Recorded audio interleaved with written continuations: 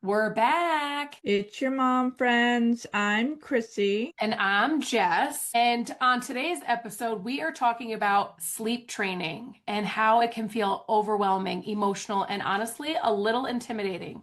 But what if everything you thought about it wasn't the full picture? In this episode, we sit down with sleep expert Bailey Watkins to have a real, refreshing conversation about what sleep training actually is and what it's not.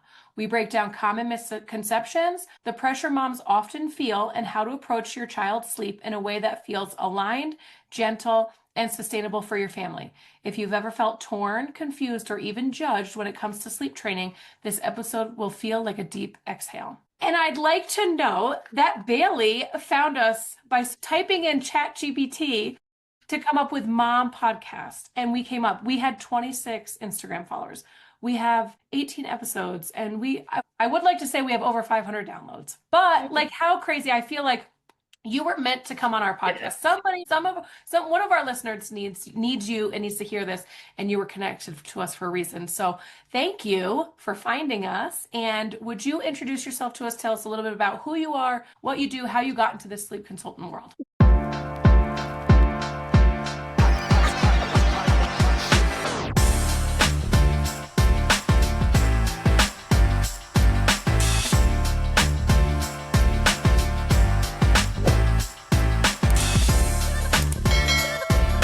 Yeah, absolutely. So, hi, I'm Bailey. I'm a sleep consultant by night. By day, I'm an occupational therapist, both within the kids' pediatric world. I've been an OT for 10 years this fall, and through that career, I felt like I had a gap in my learning.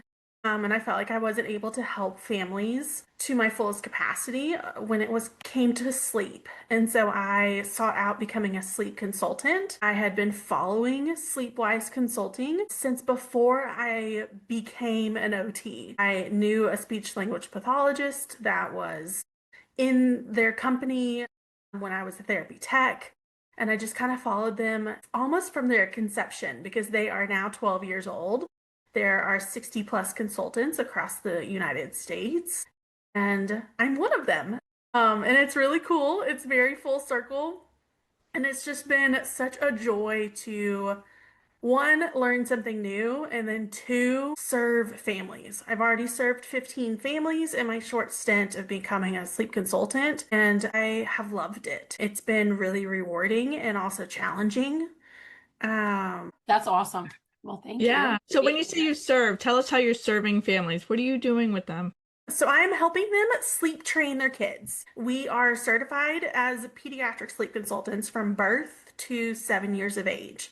And so really, like you might think, how do you sleep train someone from birth? And that is something really special through Sleepwise because it is like sleep coaching. I kind of slow it down a little bit and you work with a family for 12 weeks. You have weekly phone calls with them and you are slowly just building on that foundational sleep and helping them get to a point where they are 12 weeks of age and 12 pounds per the AAP and they're sleeping through the night. And it's magical. I've had two prenatal clients so far, and it's just amazing. It's very special. And then you get into your kind of classic sleep training kids where 12 weeks to 18 months is a 2 week program. And that's where we sleep train those 12 weeks to 18 months kiddos. We have follow-up calls, we have daily emails. I'm there virtually, electronically for these families. There is an option to have me come into the home to kind of coach you in person, but honestly, I can do everything from my phone, whether it's texting or a phone call.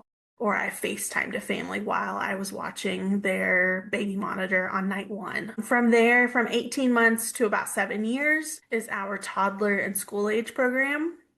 And that runs about 3 weeks because they've got more opinions. They're a little bit more independent and they need a little bit extra coaching, training. And so that consistency really builds on there. So you're really with them at bedtime. Sorry, Jess, I'm just so Oh no, fascinated by this. Yeah. So you're with them during their bedtime routines. Yes. So the packages range on level of support. Hmm. Some have no support at bedtime, and then some have support multiple nights of bedtime. My most consistent one is where you have bedtime texting support through night one because that's typically the hardest. Like just getting started, putting your child down to sleep, and I'm there with you through them falling asleep. And that could take anywhere from 8 minutes to an hour and a half. I mean, but I'm going to be with you regardless. I have a question. What do you see as the biggest struggle or the biggest cause for struggle when it comes to parents and getting their kids into a good sleep routine? That is a great question. My first thought goes to crying. There's such a fear around crying. There's such a, I don't know, stigma There's like crying. guilt, right? Like Yes. instant guilt when it comes to their kids crying. So that is a lot. Sometimes crying will inhibit someone from wanting to sleep train their kids and like have them shy away from ever creating that independent sleep skill. And then sometimes that crying will stop them from having follow through a program. Like they've paid the money and they like just can't handle the crying. But as an OT, I know that crying is part of communication, it's part of regulation, it's an outlet. As long as you're doing it in a purposeful manner, and then you're responding in a loving and comfort way, like we can handle crying. Like me and the parent, like we can do this. I can coach you through this. I can give you tips on how to calm your vagus nerve. Like I've got you. Yeah, and I think that's a great point because a lot of times and we've talked in previous podcasts about, making decisions from a clear head. And when your emotions are heightened, we're not making sound decisions and we're not parenting from a place of calm and knowing that our next steps are actually helping the child, not hindering them. And crying, when I remember and being an overstimulated, I mean, I'm still an overstimulated mom and my kids are 10 and 13. But I remember when they were babies, and thankfully my kids were great sleepers. But in the beginning, Deegan had all kinds of allergies, and so he would cry. I instantly, like, Ah, I wasn't thinking clearly. I wasn't making decisions. I would, do anything I could possibly do just to get him to stop crying. But the goal is not just to get him to stop crying. The goal is to get him to be able to sleep on his own or be able to, manage emotion, things like that. And so I think it's great to hear from you the understanding that crying isn't a bad thing absolutely. and we can manage it. Yeah. You can respond in a loving and comfort way where the crying can be productive. And that goes for any age, right? Like even up at, I mean, Yes. you go to like 8, right? So if your kid is throwing a tantrum at 8 and is like, that's not a bad thing either. No, It's no, not just not at newborn all. crying. Like it's like No. even kids that are older. Yes. And even from like my OT perspective, like I had a 9-year-old that was crying through transitions. No diagnoses, no rhyme or reason, just that he was unregulated and he needed help to either co-regulate with his parents or to find specific opportunities to regulate his emotions to have a better response because Mm. he was just kind of in that fight or flight. Well, the co-regulation piece is that that's to take it out. Right? They need to learn how to regulate, but they won't be able to do that by themselves until they can co-regulate. And being able to do that as a parent when you're regulated as opposed to dysregulated, right? Because Absolutely. you can't regulate a dysregulated kid if you're dysregulated yourself. Yeah. Really working on yourself first is important. I'm curious, do you work with any co-sleeping? Like, do you Yes. encourage that? Do you not encourage it? How do you transition from co-sleeping to not co-sleeping? Like all the Yeah. things. Great question. It's becoming more common and more talked about with and I'm using air quotes like safe sleep, Yeah. co-sleeping levels. But per the AAP, I am certified through them and I cannot condone co-sleeping because it is not safe per the AAP. And so really I am first and foremost like teaching like safe sleep without co-sleeping. And I've had infants that come to me and their parents are like, I need them out of my bed. It's disrupting my marriage. I'm not getting fitful sleep. They're nursing on demand. They're not getting sleep. They're not learning these skills. Like, please help. And so you just kind of do it cold turkey, which sounds real scary. But when I'm with you on that night one and through those days ahead, like that cold turkey turns less scary because I am supporting you. Like you hire me and I'm going to help you. get your kiddo into their crib. So the older Yeah. kids who I kind of work with them and figure out like what is the driver? Are they scared of the dark? Are they having nightmares? Are they just wanting to be with their parents? What is the root cause of that? And then empowering them that they can stay in their bed throughout the night and not go to their parents' bed. And there's different tips and tricks like reward charts or a diary to write down your fears or your dreams or your thoughts. Yeah. Okay, so that was my question because I actually just read on Facebook somebody that I know, just scrolling through the timeline was like, how do I get my 10-year-old, 8-year-old Mm, out of my bed? And so I give, any parent that's coming to you with an infant saying I need him out of my bed, I give them so much credit because I feel like, and you could tell me if I'm wrong, is it easier to get an infant out of your bed than it is a 9 or 10-year-old, I think so right? because they can't walk, They which don't have their sounds own little terrible. Right, their own little personalities yet.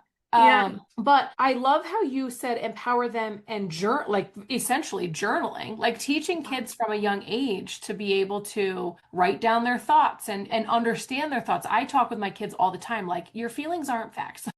So just because you feel like Yeah. doesn't mean that that's actual. So let's look at fact. Let's look at Yeah. truth. And so getting kids to understand that from a young age, I think that's an incredible practice to be starting with them because a lot of times I think parents sometimes parent out of frustration, right? They get tired, they get annoyed. If my kid slept with me, I'd never sleep. I hate it. Like if Briley's Yeah. sick and she wants to climb in bed with me, I know I'm not sleeping and I require a lot of sleep. So I could never do it just based off of I know I'm a better person when I sleep. I'm a better mom. So I need my sleep. But I think that it just parents tend to parent from E and that's where the anger, frustration, overstimulation, burnout. And so it becomes like a negative thing. Like you've got to sleep in Yeah. your own bed. You have to stay there. You're a big kid now. You can't, Yeah. like you're not a baby anymore. And so shifting that perspective from like this is something you have to do to this is something you can do. I think that saying that is really cool. And it just like the light bulb went off when you said it. I Yeah. think the opposite can be true though too, is because you're parenting out of exhaustion and frustration, it's not worth the battle. So you just let them sleep Yeah. with you. Yeah. Right. So there's the other, it's both sides of the Well, spectrum. I think that you're probably right more than the opposite. I think parents probably tend to give in or just Yeah. say, okay, because it's just not worth it. Hmm. Yeah.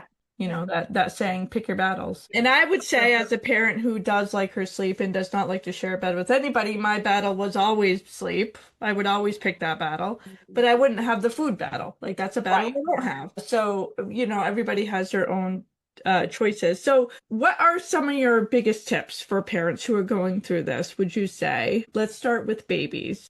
And, Yeah. want to put them in their bed, but they have the guilt, they worry about them. What about SIDS? What about all the things that, they worry about? What are some of the tips or tricks that you give them to help them through that? One that is across the lifespan is bedtime routine.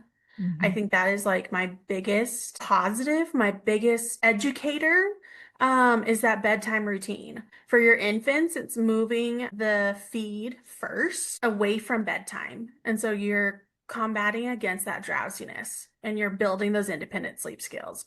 For your older kids, you're decreasing blue light exposure, whether it's Mm. a phone, tablet, TVs, like you're really like just kind of thinking about them holistically throughout the day, but you're instilling this bedtime routine where they're getting a bath, they're getting calmness. But sometimes bedtime routines can need an obstacle course or like an outlet. And so where that fits in with the bedtime routine is just super impactful. That is one of my biggest tips to give to families, to parents, to caregivers, like get something consistent and from the get-go. I'll do it with my infants, my newborns, starting at about 8 weeks. Like you start a routine. Like if it's a mock bath, go from there. Read a book. Yes, your 8 week old might not be able to see that far or understand, but like you're setting the precedence and you're setting that routine. But for somebody who has a 7, 8, 10-year-old, that's something that is reversible. Like if they haven't started, there's no wrong time to implement a No. bedtime routine. Oh, correct. Anytime. Like once you identify that like you don't have a bedtime routine or there's no expectation for the body of like, oh, this is wind down time, start it then. Start it now. From an OT perspective, it's just as important from my sleep brain perspective as well. And do you find, and this is my social worker brain kind of coming out, but do you find like visual reminders of routines hanging up for kids and parents? So if you like do step by step by step of your nighttime routine, first we have a snack, then we brush our teeth, and then we read a book, and then we whatever, and you have visuals of each step. Do you think that's helpful? Yes, absolutely. Within our toddler package, that 18 months and up, we provide bedtime routine visuals of the steps, and a sticker chart reward. And so Mhm. you're working towards, and I would use that for my 6-year-olds that need that self-motivation of like, I'm working towards this. I'm going to achieve this, and it's going to be celebrated because I was able to empower myself and do this on my own and be independent. Mhm. But visuals give kids something else, another media Mhm. to hear the same thing, and it helps them recognize expectations. Mhm. Because you can talk all day long, and sometimes parents will talk and their kids aren't really like hearing them. They might be listening, but are they really internalizing it? And so some kids need that visual to take in that information. So, absolutely. I'm an ADHD mom. My oldest is 13, and I finally went and had him diagnosed when he was in like third grade. And that's a game changer for him still Mm, now. And it's a focus thing. Like he is able to go from one task to the next if yeah, he knows what that task is.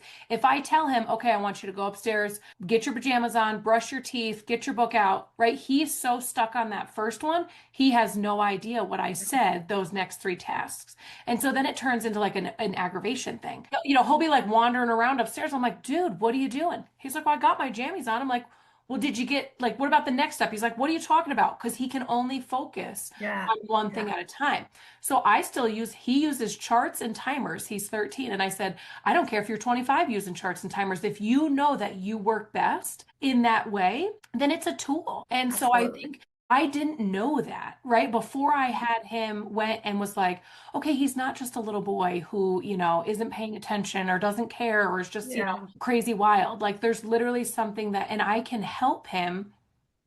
And this is an easy way for him to have a absolutely. bedtime chart to be, okay, this is what's next. And he thrives when I do that. And Yeah, so I didn't know though. And I think that's one of the stigmas is like asking for help. Like, do I need a sleep consultant? Like, if you're yeah, struggling, yes, like it's yeah, okay as a mom to be like, I don't know what I'm doing. I just know that what's currently going on is not working and I need help. And like there's people like Bailey who have committed their life to being supporting moms and parents and families and yeah, children ultimately because this is life lessons that these kids are ultimately there. And if we can teach them and help them to get better sleep and have better routines, yeah. everybody's winning. And it's not, I think we struggle, and Chrissy and I talk about this a lot, like we struggle with the control piece. Mhm. Moms feel like they should just know what to do because now we're moms, and Yeah. that's just not true. Oh, absolutely. That's very tricky. Yeah, and I think, brains are pattern seeking. So Mm, when we can put things in front of them that helps with that repetition, repetition, repetition, it will ingrain and it'll help them and yeah. it'll help us. It'll help them go to school and learn better the next day. Like Yeah. it's so important. So if you like for the listeners, if they have babies starting now with the routines, as you said, or if they're school age, it's never too late. And do you tell them, Bailey, it gets worse before it gets better? You will have about 3 to 5 nights of, I don't know, I don't want to Struggle. swear by HELL, right? Like it'll get harder before it gets better. And if you can go through the hard, it will get better. Do you ever have those conversations with people? Absolutely. I try to set the expectation of like night one is going to be hard. Hmm. It's going to be so different for your baby, for your child, but that is why I am walking the walk with you. And you hit the nail on the head, Chrissy. Like 3 to 5 days, that's where I expect to see change. That is the time frame that I coach all of my families through. Like, if we're going to tweak something, we want to see positive change within 3 to 5 days. So that means there might be 3 rough days where it's evening out. But if you stay consistent and you stick with me, and you stick with your child, like it's going to pay off. Yeah, and so planning around that, right?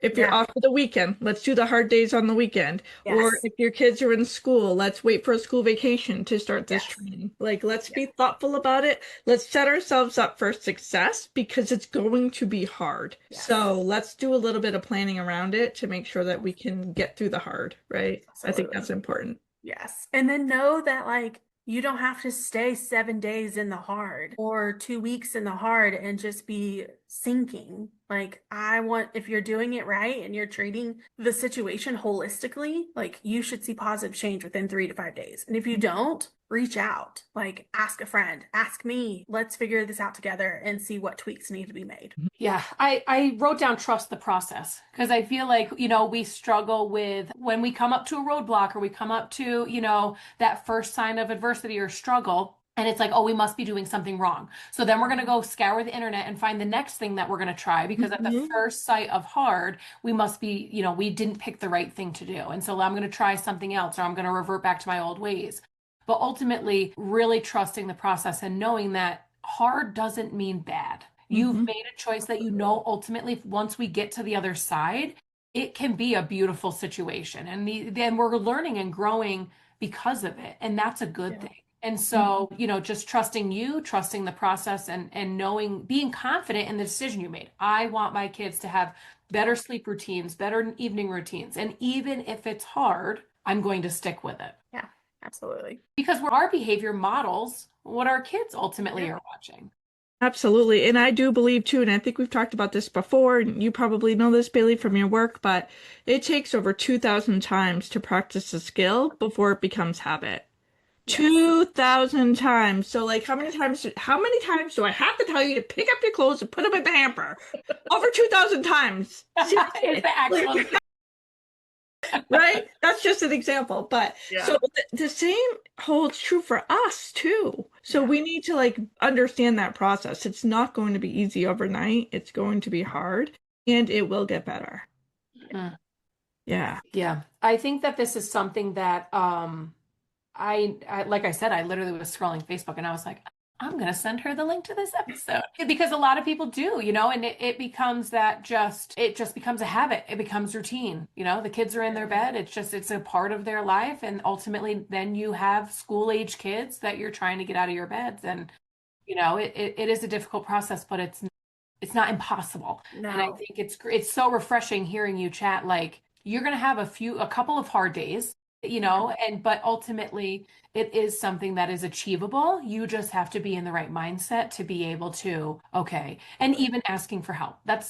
I'm an advocate. My life didn't change until I asked for help, until I surrounded myself with people who knew more than I did. And ultimately, then I could learn from them, grow from them, really take their perspective and be like, oh, okay, this is what I need to do. And so I think that it was just that pride thing. It was that control piece. Like, I'm a mom. I should know what I'm doing. But I didn't. And it really led me to a place where I was burnt out, overwhelmed, frustrated, not the mom that I wanted to be. And it took me being like, I need help. I need to ask for help. And there's nothing wrong with that. Hmm. Absolutely.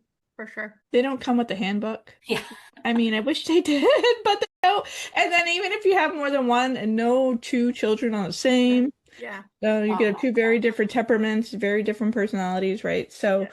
asking for help is really important. I do have a quick question about cell phones in the bedroom. Yeah. So, like, you work up to age 8, right? And there might be some kiddos that age that have a cell phone. There might, that world we live in. Yeah. Do you coach or talk or educate about cell phones in the room, in the bedroom? Because I know a lot of people say, like, I need it for my alarm clock. I need it for this. I need it for that. And so I have my opinion, which I'm going to hold off until I hear from you. Do you ever have that conversation with people? I've had it once, and I would say, like, if you can keep the cell phone out of the bedroom, it will help your brain. It will help your brain calm down. It will help your blue light. Yes, you could wear glasses. You could change your settings on your phone. You could put all these band-aids, but really, like, if you can not doom scroll or, have those conversations before going to bed, it's better for your brain. It's better for your development. It's better for your sleep. And there's definitely studies behind that blue light inhibiting your sleep. And the same is true for parents. And I know you're a sleep specialist for children. Yes. However, I think oftentimes that's our time where we do doom scroll. We lay in bed and we scroll until we fall asleep. But your brain is still actively going when you're trying to go to sleep. So you don't really Absolutely. get the restful sleep that you need. I have a how old is she? 14. I always say she's close to 15. 14, she has a cell phone, but it has to stay in the living room. At night, I don't allow her to bring it up into the bedroom. And she tried the whole, I need it for an alarm clock. And I said, I could buy you an alarm clock from Oh, Walmart. yeah. Yeah. You know, we settled on Alexa. It just wakes her up in the morning with the weather, but she doesn't have her phone in there. And so I truly believe you become addicted to it. You don't even realize that you're doing it, and you lose all control, and you're just on it all the time. And then you think you need stuff all the time, right? It's the microwave society that we talk about often. It's like we need things right away. And so if you never turn your brain off from that, you never truly get the sleep Yeah. that you need for your body to rejuvenate, to do the things you need it to do the next day. Yeah. Well, that's like compounding terrible habits. Like if you have a child who has a phone in their room, they're going to be a teenager with a phone in the room. They're going to be an Mhm. adult with their phone. And then you're going to, at some point have to try and deconstruct these pieces that can be just as difficult as trying to get a kid out of your bed. Like now it's trying to take the phone away. And that's a whole nother piece because I agree with you. Like, it is an addiction. It is that, like, I need this information right now. I need to know what's going on right now. I need to be included. I need to, if I don't text back, whatever. It does become a very, and kids have no control over that. I mean, you guys could speak to more than I can about the whole brain composition. Like, their brains, like, they're not able to regulate their emotions. Then you throw this piece into it and it just makes it 10 times worse. And so if you can, and if any listeners have kids, again, this is a judgment-free zone. You have to do what's best for you, but if the goal is to help them create better sleep routines, better night routines, better sleep habits that they can then carry with them, because as a parent, like, our goal is to have kids who can then go off and be functioning, healthy adults, right? Mhm. Not send them off and be like, okay, now you get to figure out and unparent all the things that I did on your own. I'd love for my kids to leave the house. Actually, I have to tell you this. My daughter, I've noticed for like the last month, makes her bed every morning. Like before she'll even leave for school, before anything, her bed is made. And so I said something to her the other day. I was like, hey, B, like, I think it's awesome that you make your bed every morning. She says, I make it because you make yours. And I was like, oh, like, I've never said anything to my kids that they have to make theirs. It makes me feel good making it in the Yeah. morning. And she noticed and she says, it makes me feel good too. And I was like, that's what I want her to take in adulthood. Like just a little thing that makes Yeah. her feel good in the morning. If we can do those things, cell phones, that kind of stuff, sleep habits, it really is super important. I love that. So, if listeners wanted to connect with you or find you, like, what are some of the best ways? I mean, you found us on Instagram, so we know you're on Instagram, and Chrissy's really good about like tagging stuff in show Cool. notes and whatnot. So we'll make sure that we tag your website, put all that kind of stuff in. But will you share with us where they can find you? Yes. So my Instagram handle is at sleepwise_Bailey. And you are welcome to send me a DM. There is a scheduling link. There is a free schedule generator. Like if you're like, hey, I don't need any help, but I would really just love to check my kiddo's sleep schedule. Within my bio, there's a free schedule generator that you can go through and find out matching to your kid's age. Sleepwiseconsulting.com is also like our main website page, and it has every consultant's bio if you wanted to find someone close to you or someone that like fit your learning or your teaching style. There's tons of us out there. Awesome. I have a question on the schedule generator before we close this out. Yeah. Is that sleep-wise? Do they follow a certain standard or is it something they came up with themselves? Because I know like I've actually sought out, I'm always the People think I'm crazy. My kids went to bed at 7:30 up until we moved out here, which was 8 months ago. He was 12. But my kids require a lot of sleep, and I know this about Sure. them. And so I just was like, they don't fight me on it, so I'm running with it. Now I definitely see a little bit of a shift, but they only go to school 4 days a week out here. So I just feel like life in general Mm, feels different, a lot slower. The mornings aren't rushed like they used to be. And yeah. so I do let them stay up till about 8:30. But I know that I used to like Google it out. I'd be like, no, like my kids are not, it's not crazy to me. Like the kids are supposed to be getting 9, 10, like 10 hours of sleep Yeah. or so. Yeah. Is this something you guys constructed, or do you follow some kind of certain, regulation? I should know this, but I can't give you a confident That's answer. okay. I do know that Sleepwise is research backed, and we follow like kids should get 10 to 12 hours of restorative sleep. Like we know that that is the range, but like your kids, there are some kids that need more sleep than others. They have higher sleep needs, and some kids have lower sleep needs. And so I think our schedule generator has like a sample schedule of waking up at 7 a.m. to start your day, and then goes through the schedule of like naps and bedtime, and it has the range of the wake window. And so again, that range of the wake window could be fluctuating between a higher sleep needs kid or a lower sleep kid. It's one of the five basic essential needs to be Yeah. alive. Like it's with food. Like sleep is so important. Interesting. Interesting. Well, thank you for sharing your knowledge with us. Appreciate you Absolutely. finding us and coming on. And I think this was a great conversation to have. I think that a lot of parents can use this. Thank you for having me. I appreciate it. Absolutely. Awesome. Well, thanks for hanging out with us on Mom Fueling Mindset. If today's conversation spoke to you, take it as your reminder that happy moms don't come from doing more.